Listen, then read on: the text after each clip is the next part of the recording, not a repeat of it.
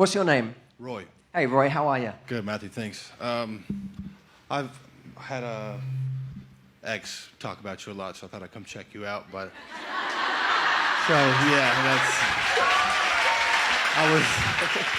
Well, thank you for being here. I enjoy everything you have to say, but I'm a man, so, I'm just trying to figure out what I can take from the male perspective, and also, how do I change the way that I'm very, I guess, reserved, and I dwell on my hurt, because, we're people. I have a problem with my ex moved on fast, and I was trying to, it hurts, man. You know, it's like we were together for like 5-6 years, and when they move on fast, it makes you feel like you're not good enough.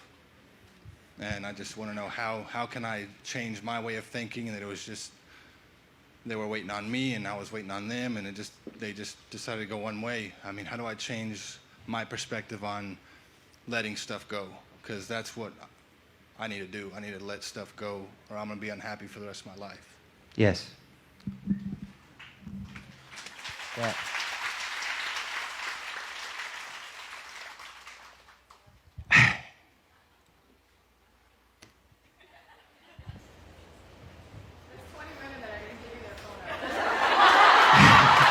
Yeah.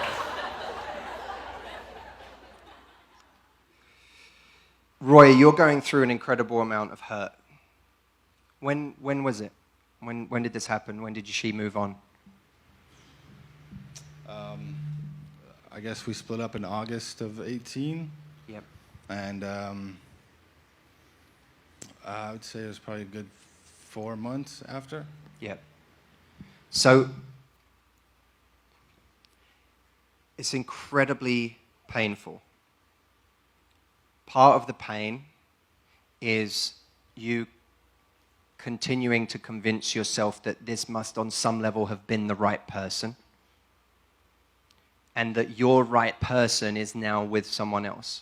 Now, I don't believe that.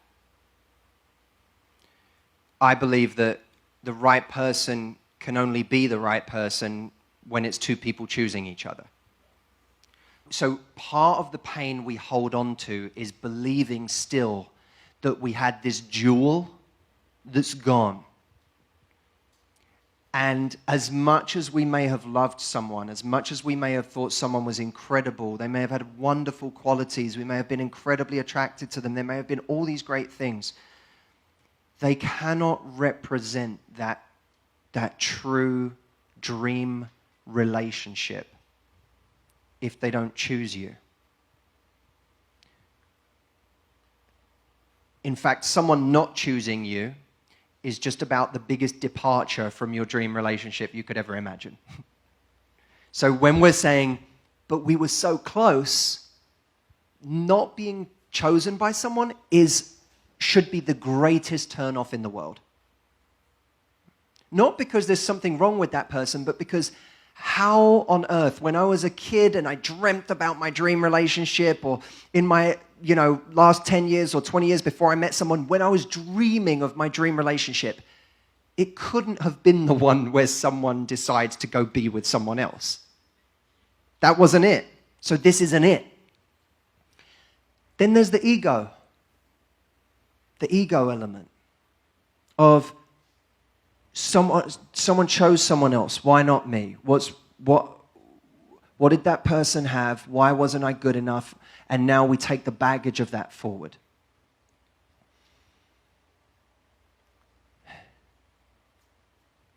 The greatest advice I ever received was kill your ego. Because that motherfucker has no place in your growth. None. I box a lot. And when you go into the ring and you are worried about getting hurt, when you're worried about yourself, that's ego. When you're worried about the size of the other guy and this guy's skills, and that's ego. When you're worried about, I came in here to do a job, what's my job? Then ego goes out the window. And we're all going to die many, many times in our life. We're all going to die. You just died, right? A piece of you has to die. Right now, you're going through fucking hell. It's been awful. Someone ripped your heart out. That's hell. But I want that version of you that goes through hell and comes out and has something to say at the end of it. That's the version of you I want. Do I want the version of Roy who hasn't been through that shit? Nah, it's fucking boring. That's boring. I don't want that Roy.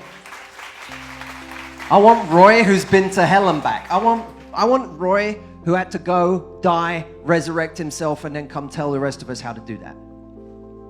I want that Roy. That Roy's interesting to me. I want weathered, scarred Roy who's been through shit, who has interesting things to say. That Roy is much more interesting to me. And we learn far more, far more. We become far stronger by what goes wrong in our lives than what goes right.